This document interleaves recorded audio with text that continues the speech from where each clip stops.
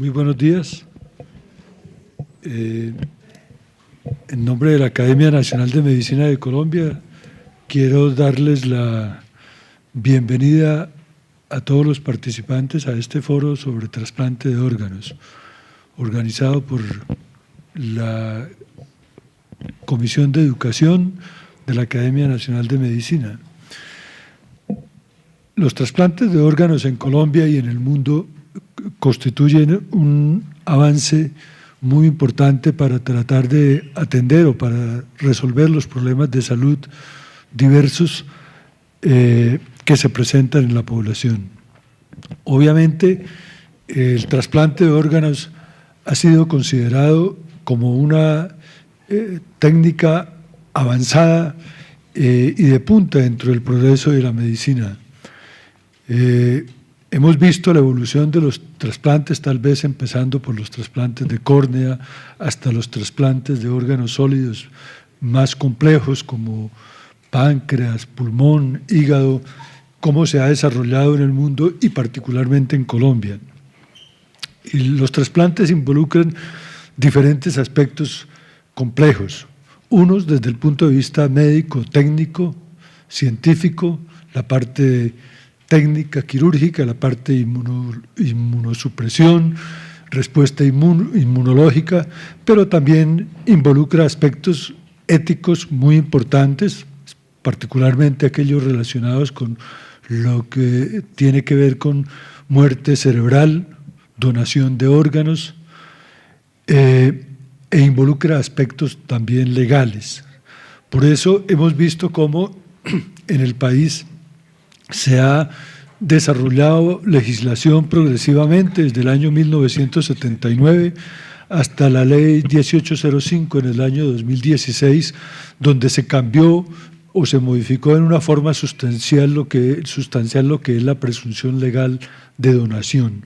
Esto con el fin de promover la donación voluntaria, pero a su vez facilitar el desarrollo de los trasplantes, porque el crecimiento de los pacientes que esperan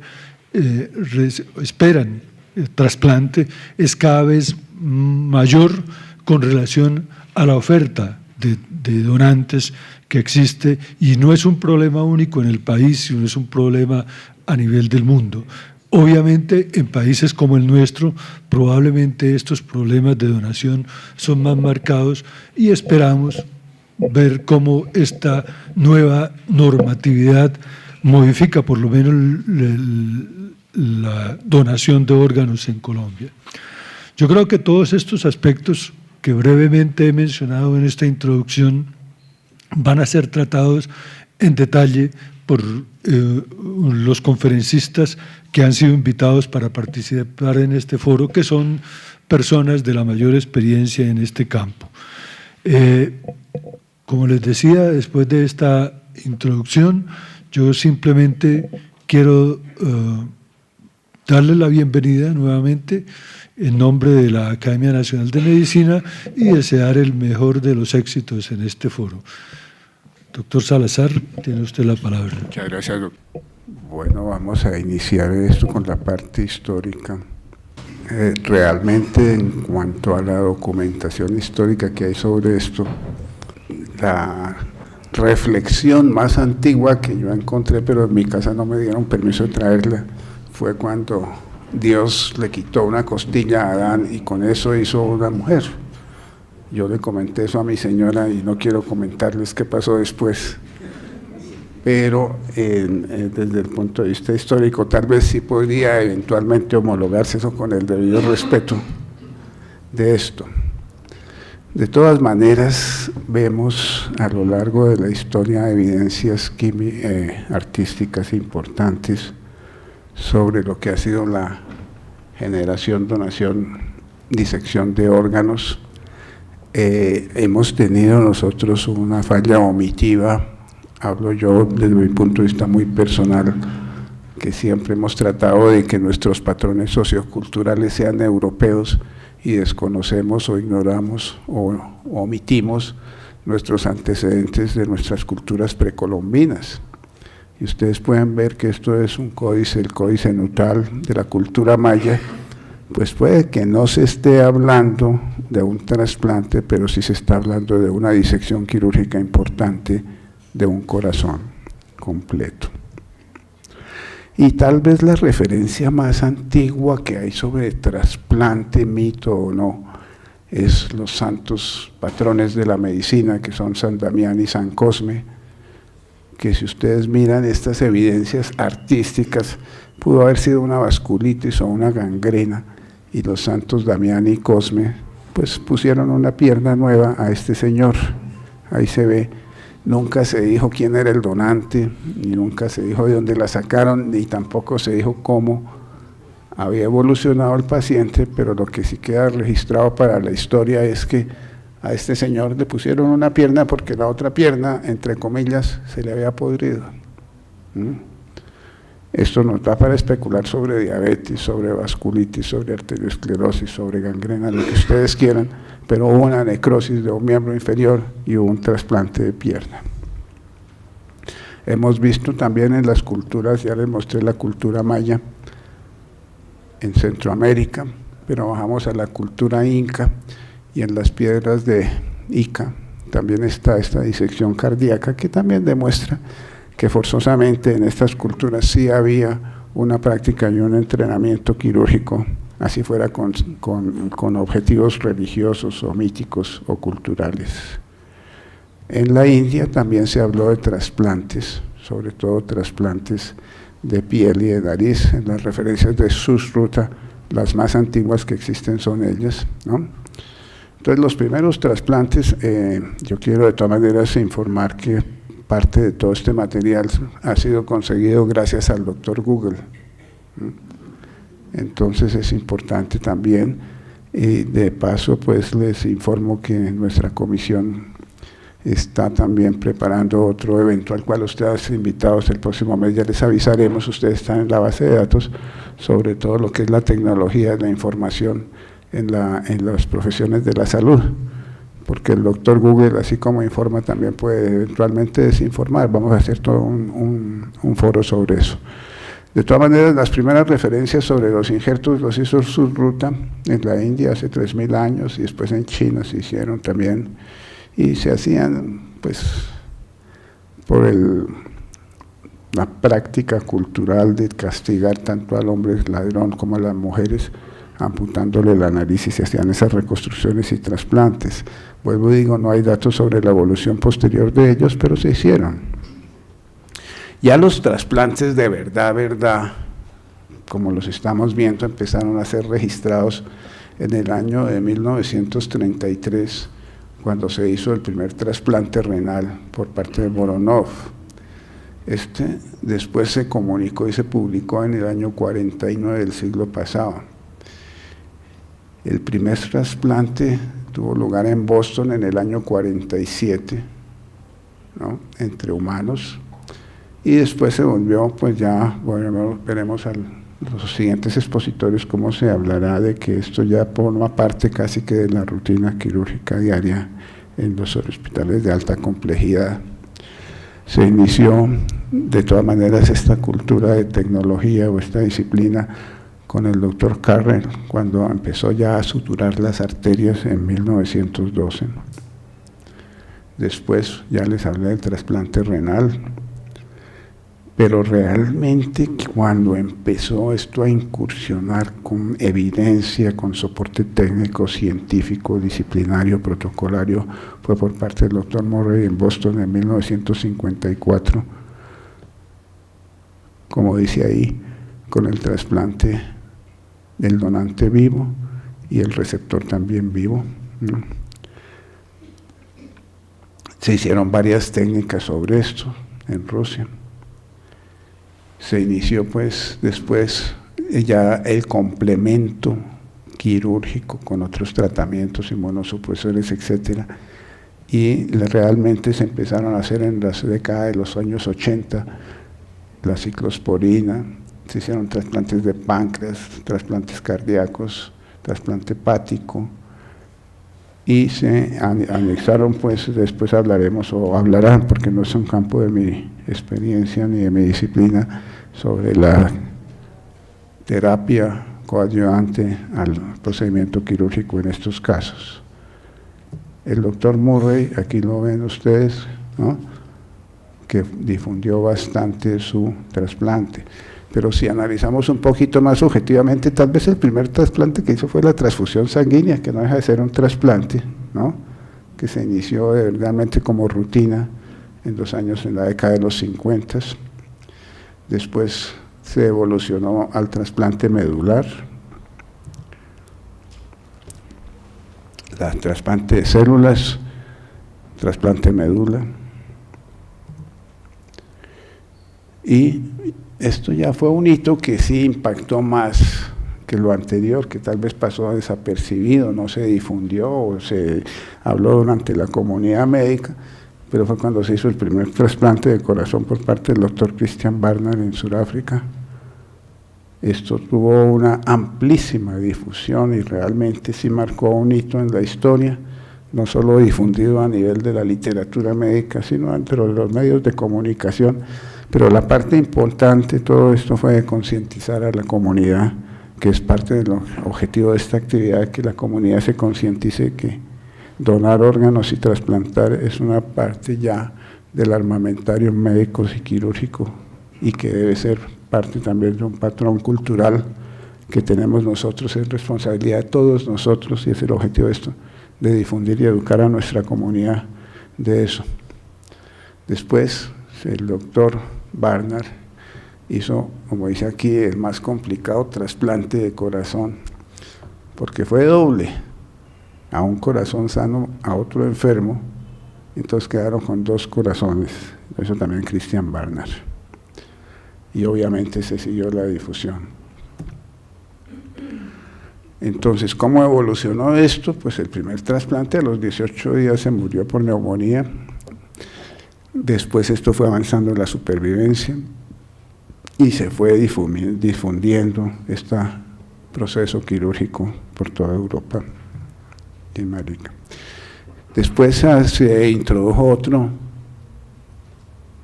procedimiento que fue ya el trasplante del páncreas, que se inició en el año 66. Después en el año 71 pues ya se habló cómo podía ser el drenaje. Se describió el drenaje a las vías urinarias, después se hizo el drenaje pancreático al intestino en el año 84 y después en el 87 se habló de la duodenocistostomía. En la disciplina mía pues se ha usado mucho lo que es el trasplante de pelo, eso sí lo estamos haciendo nosotros hace muchísimos años, con una frase muy coloquial que se dice en nuestro medio, que es que la inteligencia pudre el pelo, pero hay mucha gente que todavía quiere y nosotros los cirujanos plásticos todavía pues estamos realizando esto casi que de rutina. Espero yo que también posiblemente el año entrante un buen amigo y compañero mío realizó el primer trasplante de cara del mundo. Es posible que el año entrante él nos visite aquí a Bogotá. Si él viene, ustedes quedarán invitados al evento que vamos a organizar con el doctor Laurent Lantieri, que estos son sus casos de trasplante de cara completo. Este es el más exitoso que él tuvo. Y hoy día vemos, y ya ampliaremos más, porque bueno, les digo, no es parte de mi disciplina, como los trasplantes más frecuentes que tenemos hoy día son de médula, la transfusión, trasplante de córnea, trasplante de hueso, injertos de piel, trasplante de hígado, trasplante hepático y trasplante de páncreas. De todas maneras, también quiero que no pasemos y no omitamos estos dos personajes, el doctor Gómez Rivas y el doctor Enrique Carvajal Arjona, ya fallecidos recientemente, desafortunadamente, pero fueron ellos los que hicieron el primer trasplante renal en Colombia en el año 65 en el Hospital San Juan de Dios, y lo hicieron como una actividad docente de la Facultad de Medicina de la Universidad Nacional de Colombia. Hay que también, dentro de lo que queremos aquí como Academia Nacional de Medicina continuar, es educar a la población y todo, porque también hay mucha especulación y muchos mitos sobre el mercado negro de órganos, que es bastante cuestionado, porque yo creo que hoy día, y a los próximos expositores nos harán, yo no voy a ponerle un hígado a nadie que no sepa de dónde lo saqué. Entonces no es eso que me lo traigan en una cajita y copora a comprarlo. Entonces eso también es muy bueno de desmitificarlos. Y finalmente, pues, sembrar dentro de nuestra comunidad, que dejemos de estigmatizar que a un ser querido, un allegado nuestro, vengan a retirarle los órganos. Eso no es una carnicería, sino es una prolongación de la vida. Entonces es una oportunidad que tanto nuestros seres queridos como los receptores puedan seguir viviendo. Muchas gracias. Como parte de esto, complemento esto, y el mensaje que queremos dar es este pequeño video que también salió en YouTube. Pasémoslo, demora un minutico, pero es para que quedemos concientizados dentro de nuestra población de la realidad de esto.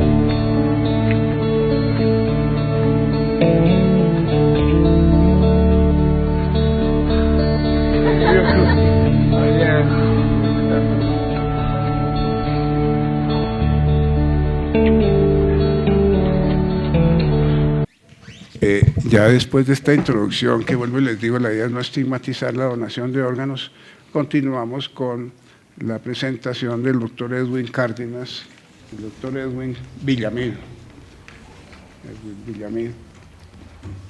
Es profesional especializado del Ministerio de Educación y maneja la Dirección de Medicamentos y Tecnologías en Salud del Ministerio de Salud y Protección Social. Porque lo más importante no es que la Academia Nacional de Medicina se involucre en este proceso, sino que tengamos también la colaboración, el apoyo y el trabajo conjunto con el Estado, y por eso es tan importante que tengamos la presencia del Ministerio de Salud. Doctor Cárdenas. Muy buenos días. De antemano, muchas gracias a la Academia por esta gentil invitación que hace el Ministerio de Salud, con el fin de que les presentemos a ustedes lo que hemos llamado un reto. Esto es todo un reto regulatorio, porque como les voy a mostrar a continuación, nuestra normatividad necesita ser reformulada por una serie de cambios que han existido, no solo en el contexto internacional, sino también en el contexto nacional. Entonces, muchas gracias a todos los asistentes. Veo representantes de todos los actores, desde los pacientes, los bancos de tejidos, las instituciones hospitalarias, e invitarlos a que hagan parte de esta construcción participativa que estamos haciendo de esta nueva regulación. Aquí quiero mostrarles cómo ha sido la evolución de esa regulación. en el año de 1946 se hizo en Colombia el primer trasplante de tejido. Fue un trasplante de córnea en el Hospital San Juan de Dios, pero la primera regulación en trasplantes apareció hasta el año de 1979, y esto se cumple a través del tiempo. La regulación siempre es posterior a la aparición de los hitos históricos en medicina. Fue hasta el año de 1988 cuando Colombia, luego de ver ese modelo que existía ya en países como España, implementó el modelo de la presunción legal de donación, ¿sí? Y fue hasta el año pasado que ese modelo fue modificado al suprimir lo relacionado con el consentimiento familiar. Pero nosotros seguimos conservando la presunción legal de donación en nuestro modelo de donación. Otro hito histórico en regulación fue en el año 2004, cuando Colombia fue uno de los primeros países, no solo a nivel latinoamericano, sino en el mundo, que sacó una ley que prohibió la comercialización del componente anatómico de origen humano. Y esto lo catalogó como un delito, con el fin de incentivar la donación voluntaria y proteger los derechos de las personas en el país. Esto motivado por una serie de delitos que se estaban presentando en todo el mundo, como era el tráfico de órganos y el turismo de trasplantes. Pero esta última parte lo que muestra ahí es que ya nosotros tenemos que mirar hacia otros aspectos que no están en nuestra regulación. Nuestra regulación ya está desactualizada, es una regulación insuficiente para una serie de desarrollos tecnológicos que tenemos en el país, para el crecimiento de las necesidades de nuestros pacientes, y por eso es que en estos momentos el Ministerio adelanta un proceso de reformulación.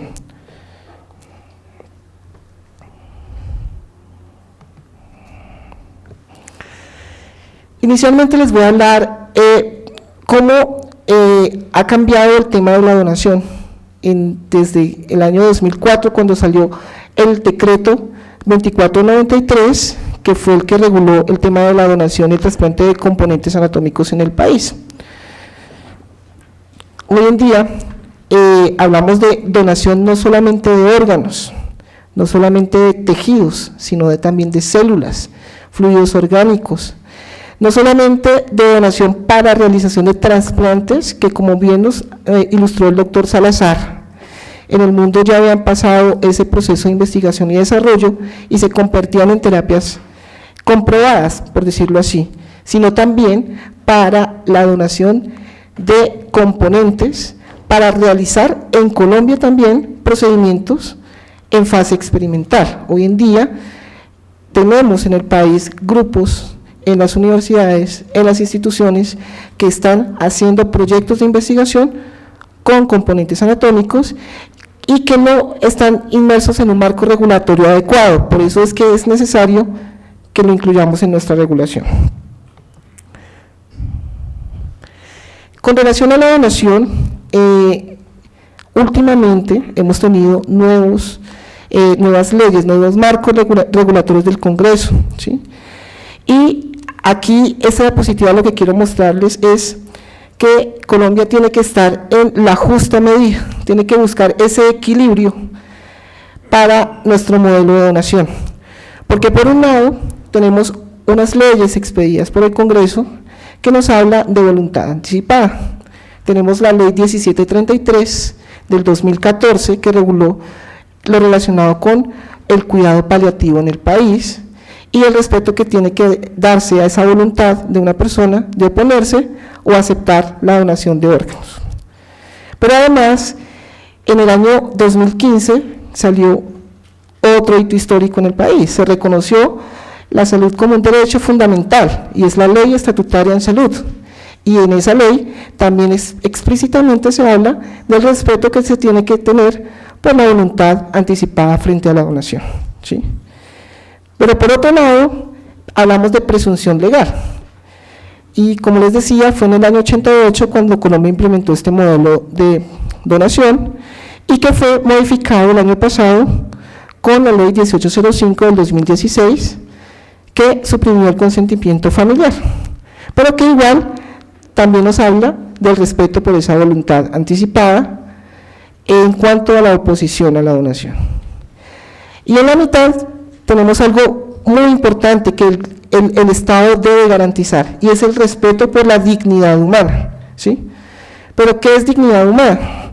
Básicamente es ese respeto que se debe tener por el derecho que tienen todas las personas a que se les reconozca que tienen un fin propio, y no como un medio para el cumplimiento del fin de los demás. Entonces, básicamente nuestra propuesta regulatoria en la actualidad lo que busca es estar en esa justa medida entre la voluntad anticipada y el modelo de presunción legal de donación. Nuestra regulación hasta el año 2004 y la que está vigente en estos momentos, que es el decreto 2493, pues nos habla básicamente de lo que hacíamos en Colombia, que era trasplante de órganos, trasplantes, como les decía, que estaban en una fase comprobada, ¿sí? Y trasplantes de tejidos. Ese decreto está diseñado bajo esa estructura. Pero en la actualidad el país ya realiza trasplante de otros componentes anatómicos. Realiza trasplantes de células madre, no solamente de origen de médula ósea, sino también de cordón umbilical, realiza trasplantes de células madre de sangre periférica y utiliza otros componentes anatómicos con fines terapéuticos. Por ejemplo, utiliza fluidos orgánicos, utiliza gametos, está suministrando a partir de la donación de la leche, por ejemplo, humana, de las maternas, se utiliza para el tratamiento de niños prematuros y de esa manera prevenir la enterocolitis necrotizante.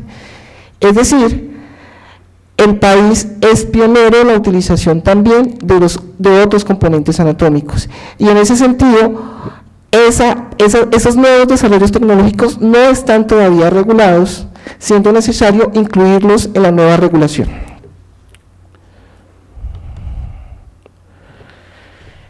Adicionalmente, como les decía, nuestra regulación, el 2493, la regulación actual, solamente abarca lo relacionado con realización de procedimientos de trasplante comprobados, ¿sí?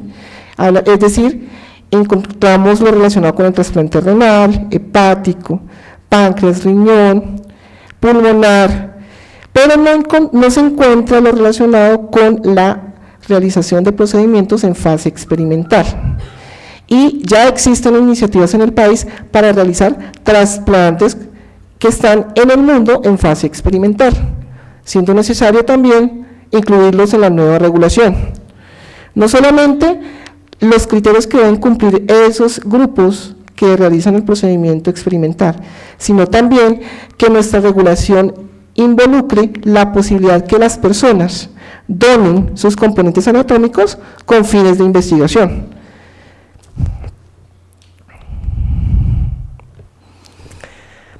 Bueno, eso es lo relacionado con la donación, pero ahora hablemos un poco de la utilización del componente anatómico. Como les decía, la regulación actual habla de la utilización con fines terapéuticos, pero resulta que un componente anatómico también tiene otros usos. Y, por ejemplo, el uso con fines de docencia o entrenamiento. En esos momentos claramente se encuentra regulado la utilización de un cadáver no reclamado con fines de docencia o investigación, pero no la utilización de un componente que provenga de una persona que fallece por un paro cardiorrespiratorio o en situación de muerte encefálica, ¿sí? Entonces es necesario regular ese aspecto. Adicionalmente, a partir de un componente anatómico en el mundo se están elaborando nuevos productos que han cambiado su categoría. Por ejemplo, los factores de coagulación que provienen de la sangre, de la sangre humana. Estos productos en el mundo son categorizados como medicamentos. Adicionalmente, se están elaborando a partir de células de cultivos celulares, productos que se denominan medicamentos de terapia avanzada, cambiando también su categoría. Entonces, esos productos que en el mundo ya existen y que ya existe regulación, en Colombia ya están ingresando, pero no existe regulación para la elaboración de esos productos en el país, siendo necesario también incluirlos en nuestra nueva regulación. Y existe otro fin, tal vez poco mencionado, pero que no existe regulación, pero que sí es utilizado en el mundo. Por ejemplo, las placentas. Dentro del listado internacional de principios activos para la elaboración de cosméticos está el extracto de placenta humana. Dentro de la regulación que aplica para Colombia está ese componente en ese listado, pero no existe regulación en el país si eventualmente una mujer quiere donar esa placenta para la elaboración de ese producto cosmético. Entonces, es para mostrarles, ¿sí?, cómo es necesario que nosotros regulemos esos nuevos aspectos que han aparecido a partir del año 2004, cuando se hizo ese decreto, que es el que actualmente nos regula con relación a la utilización de los componentes anatómicos de origen humano en el país.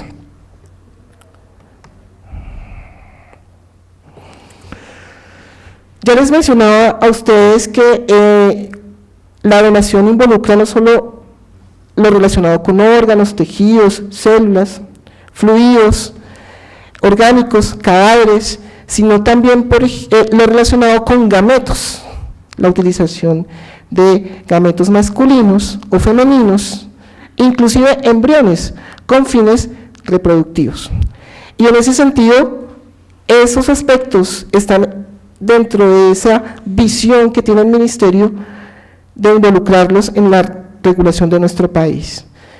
¿Hasta cuándo eso deja de ser un componente anatómico y por lo tanto le aplica esa disposición legislativa de que no puede ser comercializado, ¿sí?, y hasta cuándo deja de serlo? Ya hablábamos un poco de lo relacionado con el uso, pero también la regulación pretende abarcar lo relacionado con la demanda de esos componentes, ¿sí? Inicialmente nosotros hablábamos de una lista de espera nacional, donde básicamente se iba construyendo a partir de la necesidad de esos pacientes que iban ingresando a esa lista de espera. Pero hoy queremos ir más allá, es a identificar realmente esos pacientes que necesitan oportunamente ser trasplantados, porque muchas veces estos pacientes llegan de forma tardía, y a partir de esas enfermedades potencialmente que requieren de un trasplante. Y también esta regulación pretende involucrar lo relacionado con el seguimiento, hacer una evaluación acuciosa del desarrollo de ese procedimiento a través del tiempo, de la evolución en ese paciente. Queremos también dar un paso en lo relacionado con la codificación, en asignar un código único nacional a esos componentes anatómicos que nos permitan facilitar la trazabilidad, es decir, el seguimiento desde el donante al receptor, con el fin de poder evaluar situaciones relacionadas con incidentes o eventos adversos. Facilita la inspección, vigilancia y control, y lo que en el mundo se denomina la biovigilancia.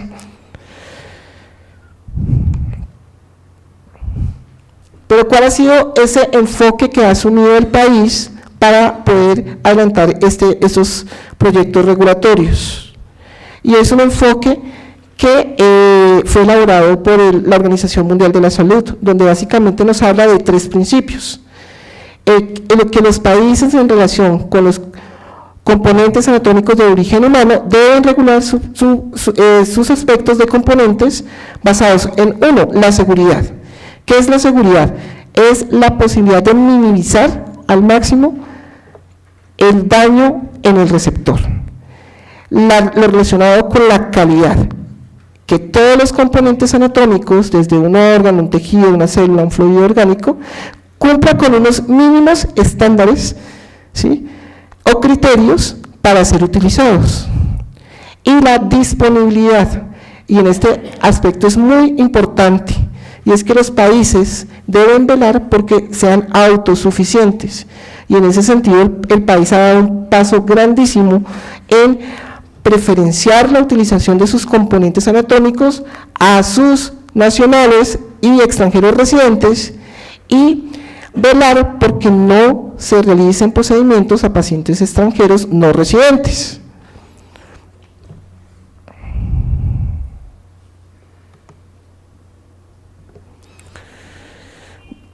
Con relación a todos esos vacíos normativos que les he mencionado y a la necesidad que tenemos de regular esa nueva disposición legislativa, que es la Ley 1805, el Ministerio de Salud adelanta la construcción participativa de 3 proyectos normativos.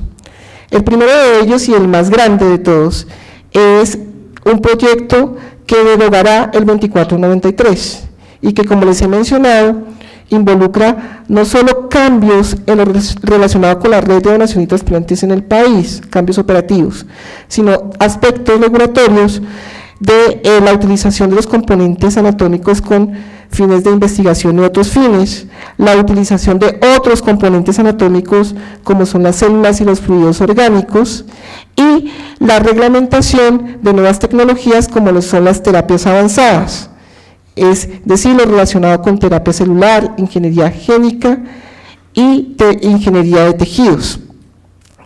Adicionalmente, adelanta otro proyecto de decreto que es el que va a reglamentar esa comisión intersectorial de calidad, como un espacio consultivo donde tendrán participación los diferentes actores que integran la red de donación y trasplantes para poder recomendar al Estado en lo relacionado con los lineamientos y la implementación de la regulación. Y finalmente, existe un proyecto normativo que le está liderando el Instituto Nacional de Medicina Legal y el Ministerio de Justicia, y es lo relacionado con el procedimiento para el retiro de los componentes anatómicos de cadáveres cuando deba practicarse la autopsia médico-legal, ¿sí?, en el marco de esas nuevas disposiciones del derecho penal acusatorio que, digamos, están implementadas actualmente en Colombia. Invitarlos a todos ustedes que a través de las asociaciones, a través de los diferentes contactos que tenemos en el Instituto Nacional de Salud, a través del Ministerio de Salud, ¿sí?, ustedes hagan participación activa en la construcción de estos proyectos regulatorios, y adicionalmente, una vez estén en consulta pública, envíen sus comentarios para la formulación final. Muchas gracias. Continuamos el programa con la presentación del doctor Niño sobre la parte de la ley 1805 sobre los trasplantes de órganos en el niño. Doctor Niño. El doctor Niño es médico de la Universidad del Rosario, realizó posgrados de su especialización en el Hospital Militar, también en la Universidad de Minnesota, donde hizo fellow en trasplante honorario, y ha sido miembro fundador de la Asociación Colombiana de Trasplante, miembro de la Sociedad Colombiana de Cirugía, miembro honorario de la Asociación Colombiana de Nefrología, miembro de número de la Sociedad Española de Trasplante, es el director ejecutivo de la Asociación Colombiana de Trasplante de Órganos y cirujano de trasplantes en la Clínica Marley, en el Hospital Universitario Mayor. Fue el anterior presidente de la Sociedad de Trasplantes de América Latina, profesor de la Universidad del Rosario. Tiene muchas publicaciones. Doctor Niño, por favor, fuera de eso es miembro de nuestra academia. Muchas gracias, doctor Salazar.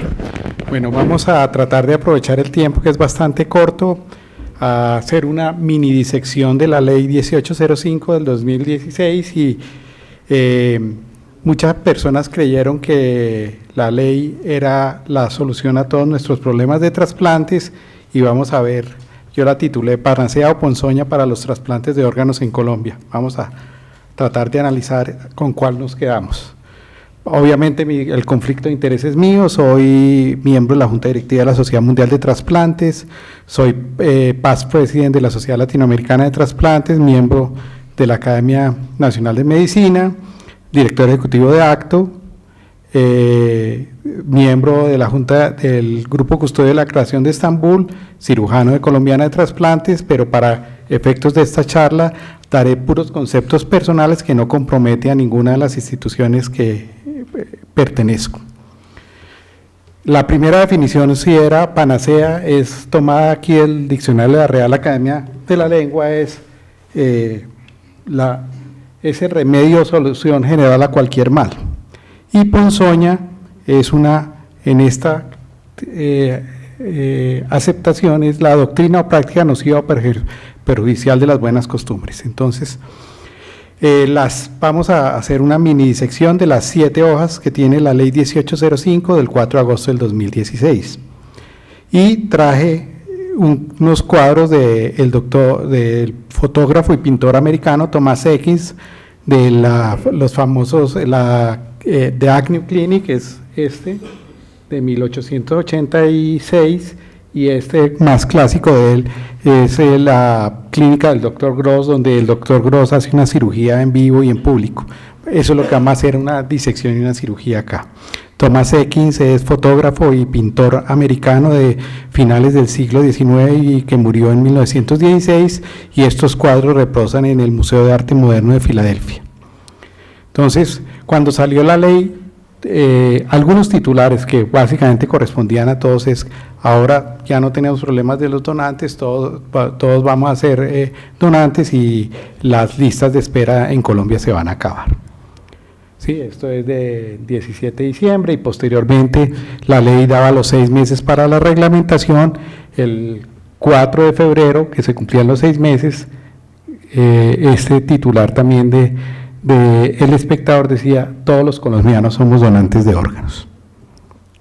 Entonces, seleccioné algunos artículos, los que queremos comentar, básicamente el artículo 4, que decía donde se habla de la presunción de donación, de que uno es donante a menos de que haya hecho un documento, bien sea ante un notario público o radicado en su EPS, donde desista de ser un donante. Lo que pasa que en Colombia la presunción de donación existe desde hace mucho tiempo atrás. Colombia fue el segundo país después de Bélgica, de tener la presunción de donación, pero siempre hemos tenido una mezcla de presunción de donación con consentimiento informado. Nosotros siempre le preguntamos a las familias si acepta la donación o no. Quizás este pueda ser un argumento que logremos para lograr convencer más familias, pero es claro para nosotros y está y así se ha visto en la práctica en estos meses, es que nadie va a rescatar unos órganos o unos tejidos contra la voluntad de la familia. ¿Sí? Eso es por múltiples razones, pero yo pensaría que la principal razón es que nosotros en este campo tenemos que huirle a los escándalos de prensa y todo. Un escándalo de prensa hace que la donación en Colombia caiga, como ya lo vimos después de algún programa de televisión. El artículo 7 dice que existirán unos criterios nacionales de distribución y una asignación de órganos y tejidos, y el Instituto Nacional de Salud de tiempo atrás ha venido elaborando lo que llaman los criterios técnicos científicos de distribución de órganos, los cuales están bastante avanzados en unos órganos y no tan avanzados en otros órganos. Es inadmisible desde cualquier punto de vista que la asignación de un órgano sea a dedo. Deben existir unos criterios técnicos científicos que cada especialidad en la cual trabaja ese órgano debe determinar. ¿Sí? Eso le da transparencia a la red, eso le da transparencia a los receptores cuando son trasplantados y cuando no son trasplantados. Entonces, Hay personas y algunos grupos que han manifestado que no desean que se reglamente o se asignen unos criterios técnicos científicos de distribución para sus órganos. Personalmente lo he sostenido en todas las reuniones, es una necesidad imperiosa para dar claridad y que el proceso sea absolutamente diáfano. No, yo pienso que la red de trasplante en Colombia tiene unos procesos diáfanos, sin embargo no lo hemos logrado transmitir a la comunidad. Aquí todavía existen muchos mitos de distribución, de otras cosas que, bueno, que son de otra conferencia que no da lugar acá. El artículo 10º limita el trasplante de donantes extranjeros y básicamente nosotros hemos estado absolutamente de acuerdo con eso. Es claro para nosotros que al menos con donante cadavérico, cada vez que uno trasplante un receptor extranjero con un donante nacional, necesariamente está condenando a muerte a un colombiano. No existe ninguna manera que uno pueda hacer una defensa ética de que un órgano es bueno para un extranjero y malo para un nacional. Eso nadie lo puede lograr defender en una discusión ética. Entonces, los trasplantes de donante extranjero, por fortuna, para nosotros han ido disminuyendo. Colombia antes del, perdón que me estoy adelantando, antes del 2004 hacía el 16.1% de sus trasplantes en donantes, en receptores extranjeros, y eso ha ido disminuyendo marcadamente, y ahorita lo vamos a ver en alguna otra gráfica. El año pasado Colombia hizo 10 trasplantes en receptores extranjeros, todos con donante vivo y todos con autorización tanto del Instituto Nacional de Salud como del país que lo remite, la institución que maneja los. Me parece que es un proceso absolutamente claro y diáfano en el cual no conlleva ningún daño a un connacional. Entonces nosotros estamos absolutamente de acuerdo con esto. Hay personas que a través de tutelas han tratado de tumbar este artículo, esperamos que eso nunca llegue a pasar y esperamos que no volvamos a esos tiempos pretéritos en que a uno le daba pena ser un cirujano de trasplante de Colombia porque era estigmatizado como un país que era un centro de turismo de trasplante y tráfico de órganos. El siguiente es que el artículo 11, que es sobre las listas de espera y que la persona debe ser estudiada como receptor de trasplante en los primeros 3 meses del diagnóstico. Este ha sido un intento fallido de mucho tiempo atrás, el grupo de alto costo en muchas resoluciones tiene. Realmente nosotros lo que hemos visto es que todas estas cosas se han quedado en letra muerta. Ojalá me equivoque y ojalá esto sea una realidad y todos los pacientes que tengan una enfermedad que amerite un trasplante sean evaluados y tengan la oportunidad de ser trasplantados o al menos evaluados para trasplante en los primeros 90 días de su enfermedad. El artículo 13 habla que habrá un comité intersectorial para hacer la reglamentación. Hace 15 días tal vez, Edwin me corrige, tuvimos como la primera reunión y se está trabajando en eso. Para ser honesto, me parece que vamos un poco retrasados en el cronograma de lo que deberíamos ir, pero creo que se está recorriendo el camino por donde se debe recorrer. Es muy importante, como lo decía al final de su charla el doctor Cárdenas, en estas reglamentaciones deben participar obviamente el ministerio, el instituto, los grupos de trasplantes, las entidades prestadoras de salud, los grupos, los pacientes receptores, que son en el fondo los dolientes de esta enfermedad. Y lo siguiente es un artículo que ha sido un poquito polémico, el artículo 14, que dice que cuando 2 personas sean médicamente compatibles y tengan el mismo nivel de gravedad, la persona que haya expresado el deseo de ser donante como tal tendrá una prioridad. Eso ha sido demandado ante la Corte Constitucional y no es nada menos que, digamos, adaptar un poco lo que el doctor Jay Levy desarrolló en Israel. Israel, este es un artículo del New York Times, Israel tenía uno de los índices de donaciones más bajos del mundo. Y con esta maniobra, llamémoslo, esta estrategia, corrijo la palabra, ha logrado que más personas de Israel, porque no es lógico que uno considere apto para recibir un órgano, pero considere que sea malo donar el órgano. Es absolutamente coherente para mí que una persona que pueda y esté esperando recibir un órgano, pues también sepa que en algún momento puede donar un órgano.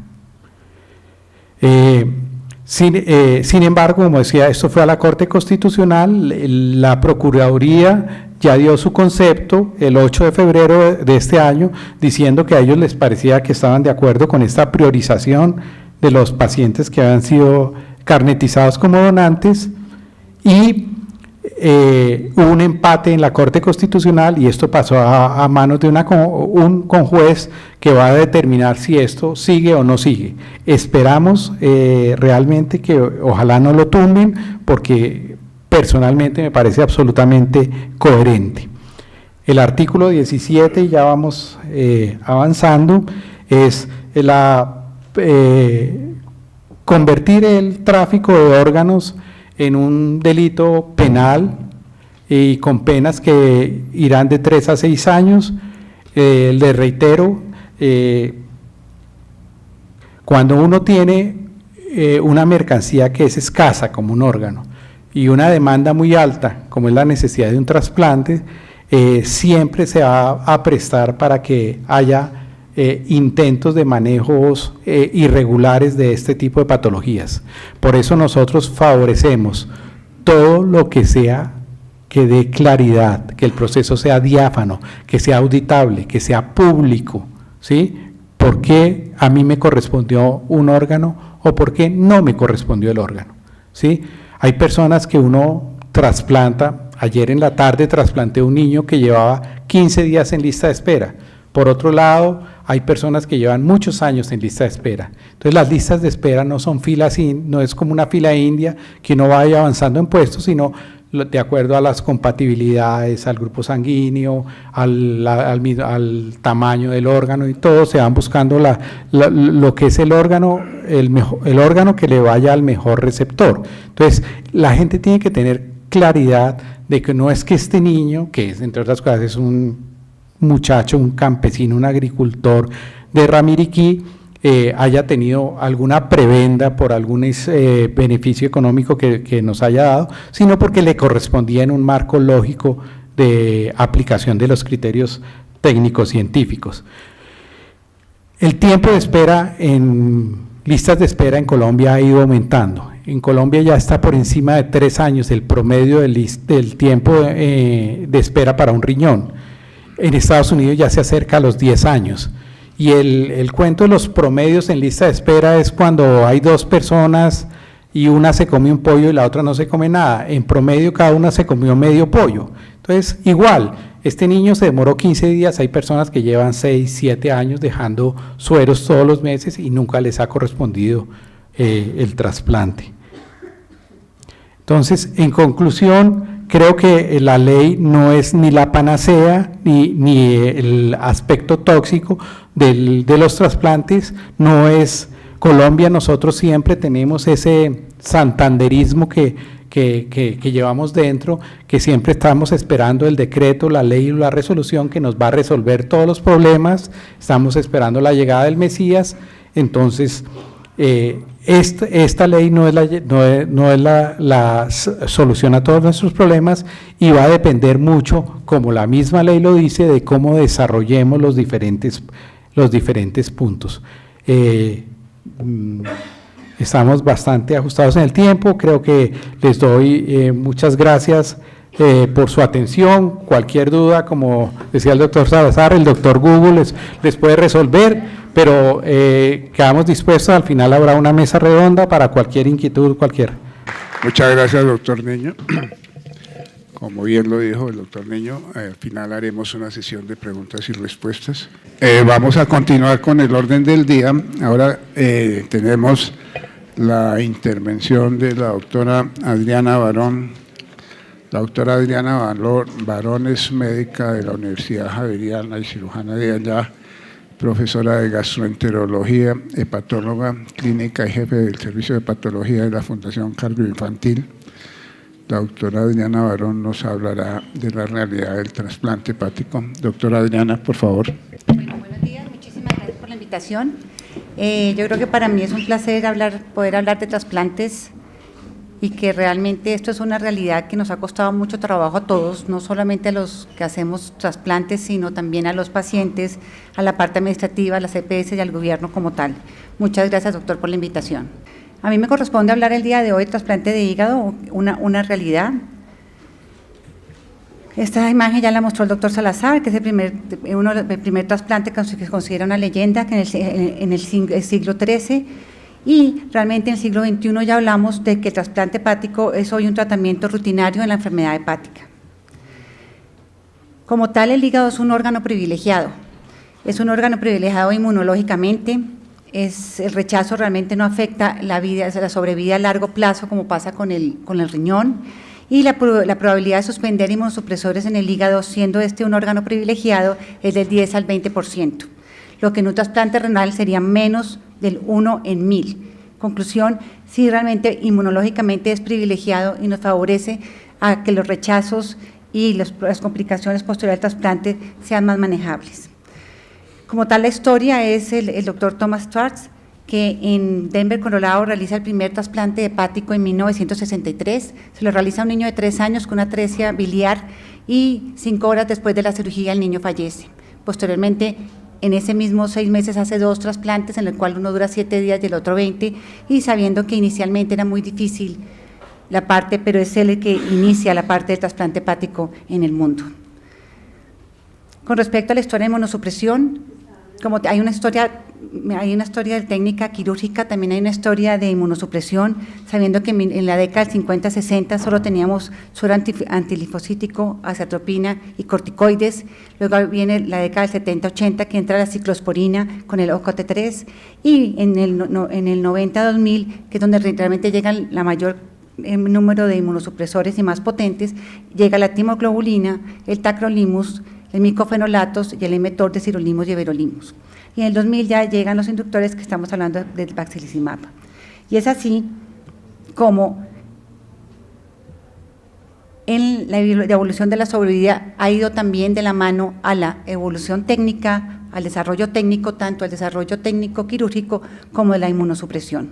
Y es así como en el de 63 al de 66 el 0% de sobrevida a un año del trasplante hepático, y luego ya viene 66 a 79 menos de 50%, en el 90 70%, en el 2000 más del 80%, y ya estamos hablando del 2010, 2017, que es del 90% la sobrevida a un año.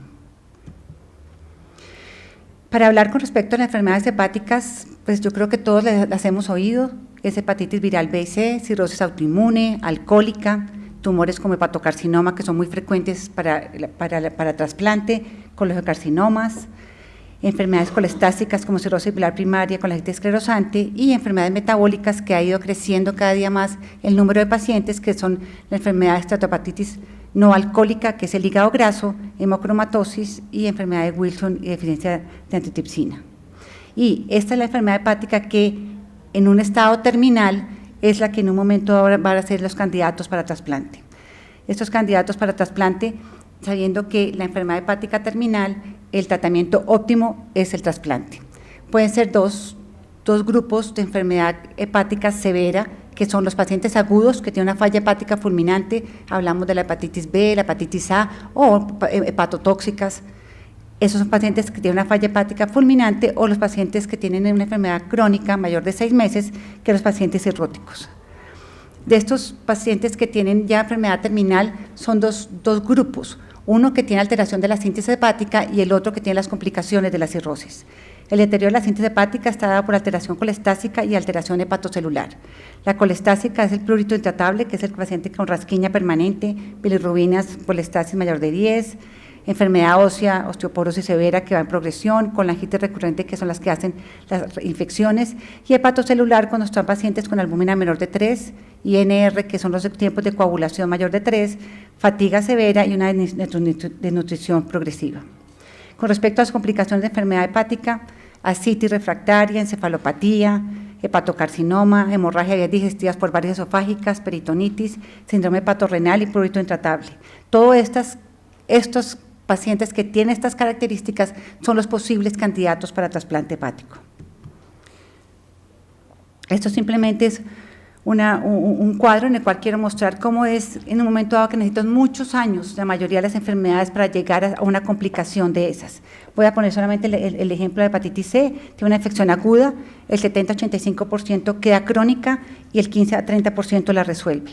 Esta puede ser leve, moderada o severa y esta va a llevar a cirrosis el 10 al 20% de estos pacientes, requiriendo más o menos 20 a 30 años para llegar a esa cirrosis. Hay descompensada del 3 al 6 el riesgo anual, hepatocarcinoma del 1 a 4 riesgo anual, y sabiendo que esa descompensada, el 15 al 20% tienen muerte. Por eso es tan importante el trasplante en estos pacientes. Con respecto a contraindicaciones, como yo creo que lo que vamos a ver en la mañana, generales para todos los pacientes que van para trasplante de cualquier órgano, tumor maligno extrahepático, infección activa, cáncer avanzado en el hígado, severa enfermedad cardíaca pulmonar, HIV avanzado, malnutrición, situación psicosocial y adicción al alcohol y a drogas.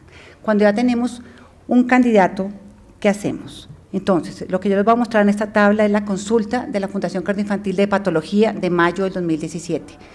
¿Cómo hacemos para llegar a ese posible candidato y ese paciente que vamos a inscribir en lista de espera? Nos toca hacer mucha consulta de patología y una buena consulta de patología. En el mes de mayo hicimos 412 pacientes, de los cuales de esos 412 pacientes con condición clínica que les mencionamos anteriormente eran candidatos. De esos 37 fueron candidatos, entonces ¿qué hacemos? Esos pacientes deben de ir al grupo de psicología y al grupo de trabajo social, que es igual de válido que el grupo médico. Acá estamos totalmente grupo de trabajo social, psicología y el grupo médico. Cuando el grupo médico, después de hacer esa cantidad de consultas, consideramos que 37 son posibles candidatos, se van para trabajo social y psicología y inician el proceso. De esos solamente pasaron de los 37, pasaron 18. A eso les dimos carta de autorización para la que la EPS nos autorizara hacerle la valoración para trasplante. De esos, solamente 13 consiguieron, estamos hablando de mayo, solamente 13 consiguieron la valoración para trasplante. De esos 13 valoramos a los 13, se presentaron en una junta y lo cual solo 6 salieron para lista de espera. Es decir, que 412 pacientes teníamos 6 en lista de espera. ¿Y ahí qué hacemos? Para esa valoración pre-trasplante entramos todos a interactuar. Son 3 días que se hospitaliza el paciente, viene el examen físico de patólogo y cirujano, trabajo social nuevamente reitera otra vez su condición de que el paciente es apto por trabajo social, psicología, nutrición, gastroenterología, neumología, radiología, laboratorios, entramos todo a jugar y lo que tenemos es un gran trabajo en equipo para poder saber si ese paciente ya es candidato realmente para trasplante y se debe colocar en una lista de espera. Cuando ya hemos hecho ese gran trabajo, conseguimos la lista de espera. Esta es la lista de espera el día de ayer de la Fundación Cardioinfantil de Hígado. Tenemos 56 pacientes en lista de espera, 50 adultos, 6 niños, y para llegar a esto es que realmente el paciente sea realmente candidato, que la parte social, psicológica y la parte médica realmente amerite para eso. Y eso es un gran trabajo de equipo en el cual tenemos que lograr esto y mantener ese paciente bien durante la lista de espera, que es lo más difícil. Con respecto a la historia de trasplante hepático en Colombia de hígado, el primer trasplante hepático fue en 1979 por el doctor Álvaro Velázquez y su grupo, con el doctor Gonzalo Correa de patólogo, y fue en el Hospital San Vicente de Paúl en 1979. Posteriormente, en 1988, aquí en Bogotá, realizan el primer trasplante en Bogotá, con el doctor Gustavo Quintero y su grupo y el doctor Rafael Claudino Botero en 1988. Ya posteriormente, en este momento, está el doctor Alonso Vera y Víctor Hidrobo, lo cual ya llevan una gran trayectoria. En 1996, el doctor Luis Armando Caicedo, en la Fundación Valle de Lili, con el doctor Diego Jiménez, hacen el primer trasplante en Cali, y En 1998, el doctor Luis Armando Caicedo es el pionero que inicia el programa de donantes vivos en niños en Colombia. En el 2000 entra el Hospital Pablo Tobón Uribe, con el doctor también Gonzalo Correa. Nosotros en el 2002 con el doctor Humberto Borges se inicia en Marley, lo cual empezamos el grupo de trasplante hepático con un gran grupo de trasplantólogos y una gran institución, pero teníamos el problema de lo que estos pacientes requieren EPS permanentemente porque no tienen una máquina que les supla como el riñón. Simplemente los pacientes toca mantenerlos con una falla hepática o con una falla hepática en un paciente crónico o una falla hepática aguda y requiere hospitalización en el mismo sitio y posteriormente requiere más hospitalización y una consulta. Por tal motivo, en el 2005 se abre en la Fundación Cardioinfantil el grupo de trasplantes con el doctor Humberto Borges y actualmente está Gilberto Mejía, Jairo Rivera y Carlos Benavides más los otros hepatólogos. En 2011 en Bucaramanga con el doctor Mauricio Venegas y José Luis Plata, en el 14 en la IPS Universidad de Antioquia, el doctor Jaime Ramírez. Para trasplantes por tipo de órganos, como verán, en el 2014 se hicieron 211, en el 2015 251, estoy seguro que el número aumentó en el 2016. Con respecto, ya diciendo qué instituciones habían realizado los trasplantes en cada grupo, eso es lo que tenemos para un total de simples de 218, estamos Valle Lilí, Cardioinfantil en Bogotá, Santa Fe en Bogotá, San Vicente Paúl y Pablo Tobón de Uribe, Universidad de Antioquia en Medellín y la cardiovascular de Bucaramanga. Con respecto a las características de los trasplantes de hígado del donante cadavérico, estamos hablando todo del 2015, creo que tenemos de la información de la donación y trasplante del Instituto Nacional de Salud. Tenemos 44 mujeres, 55 hombres, de estrato social 3 y 4 ocupan más o menos el 80%, como siempre todos pues trasplantamos más grupo O y posteriormente A. De edad, más o menos el mayor es de 38 a 60 años, y obviamente el menor grupo son los más jóvenes. Y está mayor el grupo contributivo que subsidiado. Con respecto al grupo de donación vivo, solamente lo hacen dos grupos en Colombia, en la cual es la Fundación Valle Lilí y la Fundación Cardioinfantil, en el cual en 2015 solo se trasplantaron 33 niños, de los cuales 88 fueron realizados con donantes vivos genéticamente relacionados. 66% Valle Lilí, que es el pionero, y Fundación Cardioinfantil 33%. Con respecto a las características, son más mujeres que niños, mucho, porque realmente son menos de 5 años. El estrato socioeconómico es similar que el donante cadavérico, y grupo sanguíneo también predomina el O, teniendo A, B y AB también. Con respecto al régimen de salud, también es contributivo, y ahí lo que vemos es que hay particulares, los cuales fueron 3 extranjeros que realizó el grupo de Cali con donante vivo relacionado genéticamente.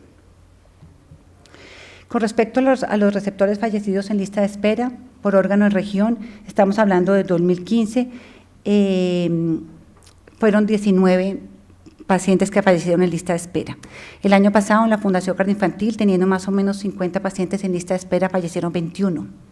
Es decir que fallecieron muchísimo mayor de lo que falleció en todo Colombia en el 2015. Consideramos lo que evaluamos, realmente obviamente tenemos 21 fallecimientos en ese año. Consideramos, uno es obviamente la falta de donación, pero lo otro definitivamente es la crisis de salud que está pasando en este momento en Colombia. De esos 21 pacientes, 6 eran Café Salud, con los cuales está totalmente bloqueado absolutamente todo el Café Salud, y eso hace que los pacientes fallezcan. Si es en lista de espera, ¿cómo será fuera de lista de espera? Con esto es con respecto a esa crisis realmente que tenemos. Es lo que dijo el procurador con la entrevista que le dijo Yamid Ahmad, en los cuales la salud es un enfermo atacado por la corrupción, incompetencia, ineficiencia y descarga de recursos. Como dice él, matan más gente que en la guerra, y efectivamente estamos en cuidados intensivos.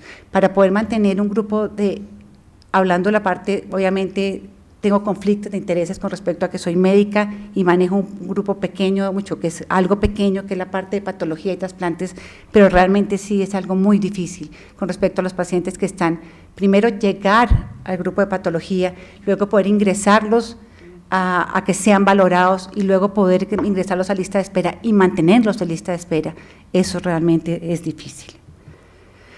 ¿Qué esperamos del futuro? Esperamos que la hepatología debía ser preventiva, definitivamente la vacunación, tamizaje. El tamizaje consideramos que es fundamental. Hablamos de los costos de la hepatitis C, del gran valor que tienen estos medicamentos para curar la hepatitis C, pero tampoco tenemos tamizaje para esto. Hablamos de la pandemia, que va a ser el futuro, que va a ser el hígado graso y la obesidad, y una educación para prevenir las enfermedades de transmisión sexual con la hepatitis B, que es lo que nos corresponde. Eliminar obstáculos administrativos, pues es lo que soñamos todos. Educación y promoción en donación, que fue lo que dijo el doctor Niño, que es controvertido, y considero que hay que aumentar el número de especialistas de hepatología para que tenga la población tenga mayor acceso a la especialidad, y así haya mayor una hepatología preventiva y no tengamos que llegar a los pacientes con enfermedad hepática complicada y al trasplante. Horizontes de investigación, inmunosupresores más efectivos y con menos efectos secundarios, mejores métodos de detección temprana de los casos que ameritan trasplante y definitivamente mejorar la eficacia de trasplantes de donación de donantes vivos para poder obtener y optimizar los donantes cadavéricos. Muchas gracias. Gracias, doctora. Continuamos con nuestro presidente, el doctor Germán Esguerra, tuvo una situación de solidaridad con el doctor Luis Eduardo Fandiño y le cedió su espacio viendo que era más importante en este momento la parte de banco de huesos que de trasplante. Entonces, él le cedió su espacio, el doctor Esguerra, al doctor Luis Eduardo Fandiño.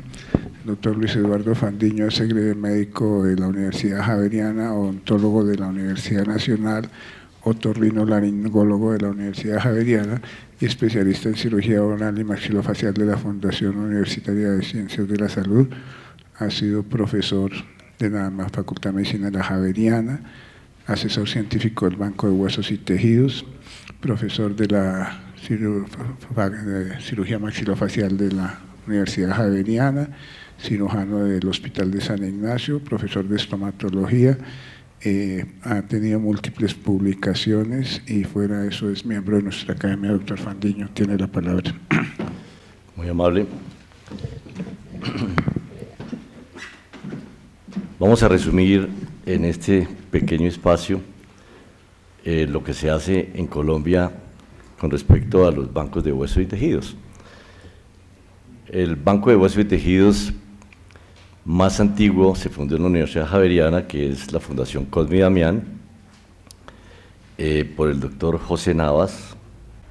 El doctor José Navas Sáenz de Santa María con el doctor Eusebio Cadena fundaron el Banco de Huesos y Tejidos en la Universidad Javeriana hace 25 años, y el doctor Teodoro Malinin, que es el director del Banco de Huesos y Tejidos de la Universidad de Miami, fue quien asesoró y formó el personal técnico, médicos, etcétera, para hacer el Banco de Huesos y Tejidos. Actualmente el banco funciona dependiente científicamente de la Fundación Santa Fe de Bogotá, la Universidad de los Andes, y pues con un adelanto científico, técnico muy importante. También existe en Medellín un Banco de Huesos y Tejidos reciente que funciona con toda la normatividad internacional y está empezando, y es un futuro muy importante para esta región del país. Como decía el doctor Ricardo Salazar, el primer, digamos, trasplante de hueso descrito en la historia de la humanidad es el que hicieron los santos Cosme y Damián, que todos los pintores famosos en todos los museos famosos, en el Louvre, en el Prado, en el Vaticano, etcétera, los pintores famosos han pintado esto, el milagro de la pierna negra. Estos santos se aparecieron en el siglo V después de Cristo, y había una capilla en Roma dedicada a los santos Cosme y Damián. El que cuidaba esta capilla estaba enfermo de una pierna, cáncer, una gangrena, lo que sea, y los santos dicen que le quitaron la pierna enferma y le pusieron una pierna de un moro muerto en combate, por eso se llama el milagro de la pierna negra. Como es alegóricamente lo primero que se escribió de esta manera, quienes fundaron el Banco de Huesos y Tejidos resolvieron llamar Cosme y Damiana al Banco de Huesos y Tejidos. Nuestra misión en los bancos de huesos y tejidos es suplir las necesidades asistenciales, fomentar donaciones y trasplantes y hacer investigación. Ya el doctor Edwin y el doctor Niño explicaron que en Colombia no está permitido hacer negocio con el tejido humano, esto es inhumano, esto no se puede hacer. Sin embargo, hay varias casas comerciales en Colombia que por A, B o C motivo distribuyen injertos osteocondrales, articulaciones, tejidos humanos de manera comercial y con permiso del INVIMA. Esto no se ha podido reglamentar de una manera que no se haga, esto no se debe hacer.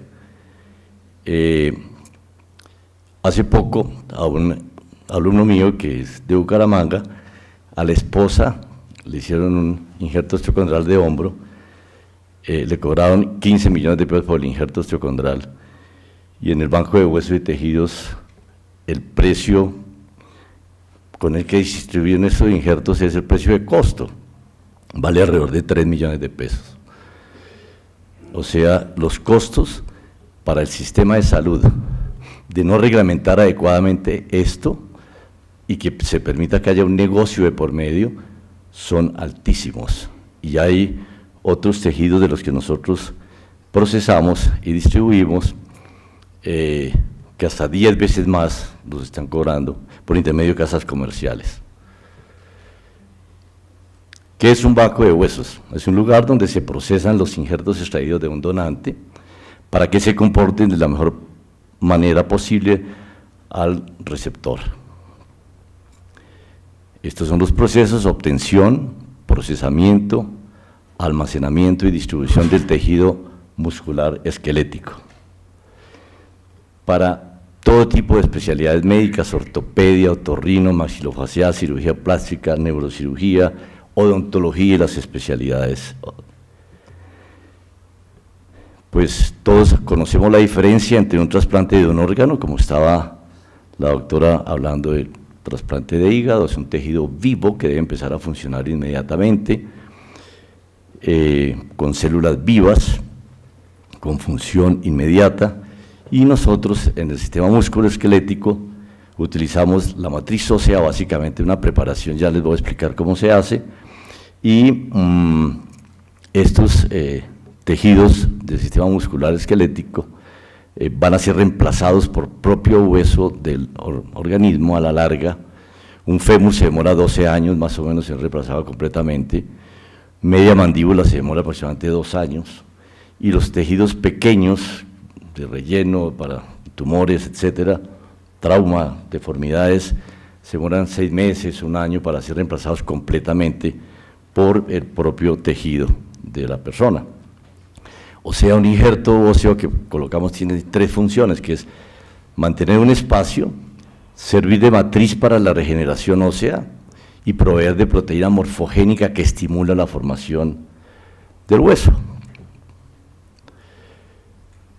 Antes creíamos que este era un banco de huesos y tejidos, un congelador, unos equipos, un esterilizador. Esto es mucho más complejo, que requiere personal científico entrenado y dedicado, equipos sofisticados, procesos estandarizados. Hemos tenido permanentemente el asesoramiento en todos los procesos del Ministerio de Salud, de la Secretaría de Salud, del Instituto Nacional de Salud, etc. Hay un control de tipo científico con bioseguridad permanente. Esto es lo que hace la proteína morfogénica: osteoinducción y osteoconducción, de tal manera que a la larga hay un recambio del hueso que el propio organismo produce se reemplaza el injerto que se colocó. siempre hay algún tipo de reacción inmune que se previene con los procesos que les voy a explicar ahora. Lo primero que se hace es que el equipo de rescate se proteja, porque nosotros tenemos, por ejemplo, en el Instituto de Medicina Legal, que es un aliado nuestro, que nos ha ayudado en todos estos procesos del Banco de Huesos y Tejidos. Tengo una sala de cirugía con flujo laminar sofisticada, en donde hay un equipo de rescate preparado y hay que proteger ese equipo de rescate. No sabemos si el donante tiene algún tipo de enfermedad catastrófica, como una hepatitis B, como una hepatitis C, como un SIDA, etcétera. Esas son las primeras pruebas que se hacen para proteger el equipo de rescate, y el procesamiento de un donante nos vale mucha plata, porque hay mucho personal científico, hay mucha inversión, muchos exámenes de laboratorio, puede costar hasta 20 millones de pesos el proceso para lograr obtener de ese donante los tejidos para que el cirujano lo utilice en un receptor.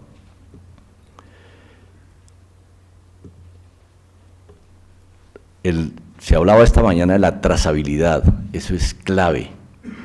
Cuando en el Banco de Huesos y Tejidos conservamos los ganglios del donante por tiempo indefinido, porque de aquí a mañana el paciente tiene, después de un implante de estos, una hepatitis C o tiene un SIDA, por ejemplo, y el infectólogo lo primero que hace es, hombre, a usted le pusieron un injerto en fémur, tibia, en la cara, etcétera, se hace el estudio epidemiológico de a cuántos de ese donante mismo se le pusieron los injertos, y se hace otra vez, utilizando los ganglios que están guardados, las descargas para pruebas virales, etcétera, dando una excelente trazabilidad de los injertos que se pusieron en el paciente.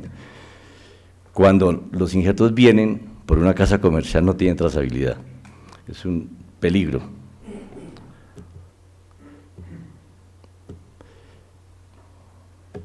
Bueno, pasamos rápidamente esto. Hay unas pruebas que se hacen inmediatamente y otras que se van haciendo. Nosotros no utilizamos rayos gamma. Los rayos gamma dañan la proteína morfogénica, dañan el injerto. No utilizamos antisépticos. Se hace todo dentro de un proceso de asepsia y antisepsia. Al obtener los tejidos del donante, los conservamos por un tiempo de cuarentena a menos 80 grados centígrados. Una nevera de la casa en el congelador nos produce hasta menos 10 grados centígrados. Tenemos que tener unas neveras muy sofisticadas para guardar estos tejidos, y cuando ya salen negativos todos los procesos estos de laboratorio, entonces ya viene la elaboración de los tejidos, el procesamiento de los tejidos. Posteriormente, antes de esto hacemos una evaluación del donante macroscópica y le hacemos una autopsia para analizar el hígado, el vaso, los pulmones, los nódulos linfáticos, etcétera, porque el proceso es tan complicado después que si valoramos mal el donante, vamos a perder mucho tiempo y vamos a perder dinero, que el banco no tiene dinero, los bancos no tienen dinero para estar perdiendo esto. Todo se hace con la mayor asepsia, la mayor antisepsia, como si fuera la mayor cirugía sofisticada. Se obtienen todo este tipo de tejidos que requieren de un procesamiento posterior, y el donante, el cadáver, se lo entregamos a la familia reconstruido. Hay unas prótesis de madera que se utilizan para reconstruirle los tejidos que le hemos extraído al donante.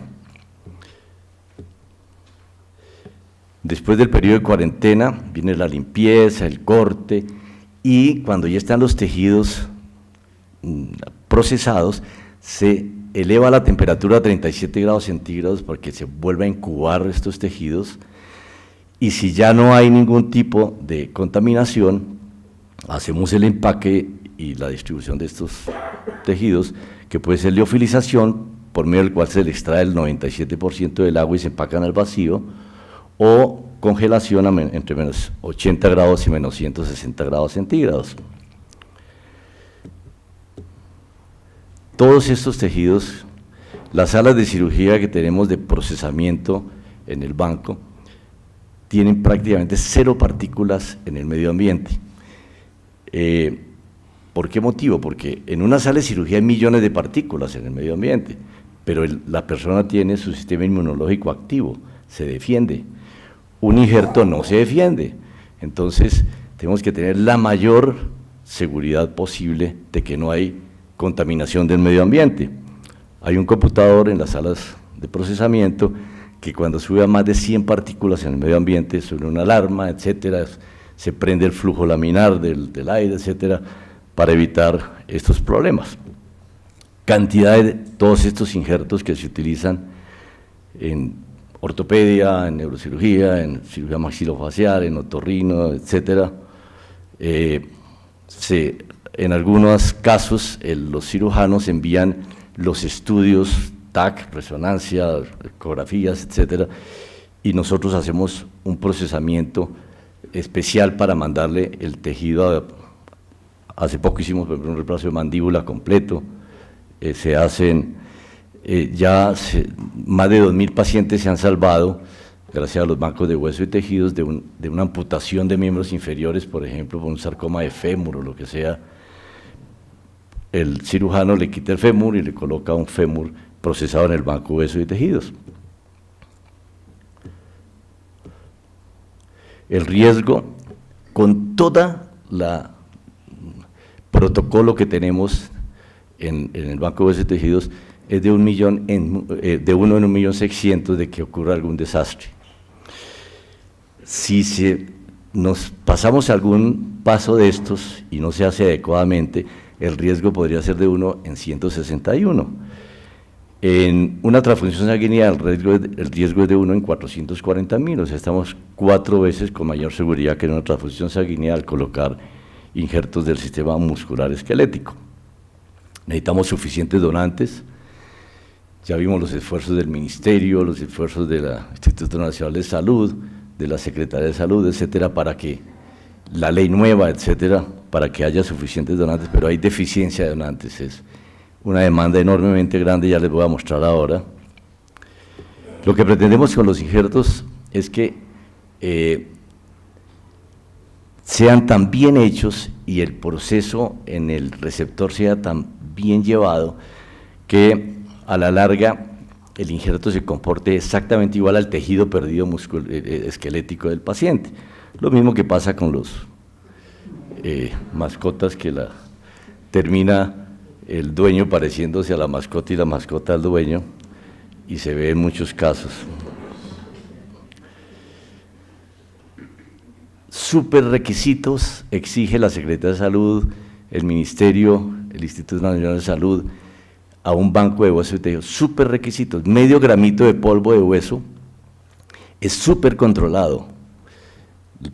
Tiene que ir exactamente a quién se le dio la fotocopia de la cédula, la dirección, el teléfono, la EPS que tiene ese paciente, así sea para medio gramo de hueso, y permanentemente recibimos las visitas de control de esto, o sea, es un proceso absolutamente sofisticado y con una altísima bioseguridad.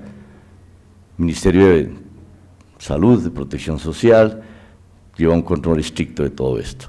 Lógicamente, con los injertos autólogos son el ideal, pero tienen limitaciones. El injerto autólogo pues, requiere otra cirugía y no hay suficiente cantidad. Ustedes no pueden reemplazarle una mandíbula donde le saca al paciente para reparar la mandíbula o para reemplazarle un fémur o una tibia al paciente. Los injertos heterólogos no los utilizamos. El injerto heterólogo, la Organización Mundial de la Salud limita enormemente el injerto heterólogo por varios motivos. Uno, porque la proteína morfogénica de una especie a otra en el sistema esquelético no es de gran utilidad. Y dos, porque puede dar lugar a la formación de priones el colocar injertos heterólogos en la especie humana. Ustedes se acuerdan de la vaca loca, etcétera, que es un prión, y cuando hay una formación de prión no hay nada que hacer, no hay tratamiento, y el problema es un desastre terrible. No recomendamos por ningún motivo usar injertos heterólogos. Desafortunadamente los almacenes de odontología venden uno que se llama el hueso kiel, que es hueso de ternera para hacer rellenos en maxilares, etcétera. Eso no se ha controlado, eso hay que controlarlo. Bueno, en la actualidad utilizan el banco de huesos, los bancos de huesos y tejidos 3.500 profesionales de las áreas de ortopedia, otorrino, maxilofacial, odontología y sus especialidades, y hemos tenido 3.133 donantes en este último periodo de los 20 años, y se han beneficiado 150.720 pacientes de todas estas áreas con la utilización del banco de huesos y tejidos. Esto, desde el punto de vista humano, médico, ha sido muy importante, y desde el punto de vista para el sistema de salud ha sido un ahorro enorme de tiempo, de cosas. Si ustedes, ya les dije anteriormente, importan un tejido de estos de otra parte o lo que sea, los costos son altísimos, el riesgo es altísimo. Esto es lo que se está haciendo en los bancos de huesos y tejidos. Daría para una charla mucho más grande, pero es un resumen de lo que estamos haciendo. Muchas gracias.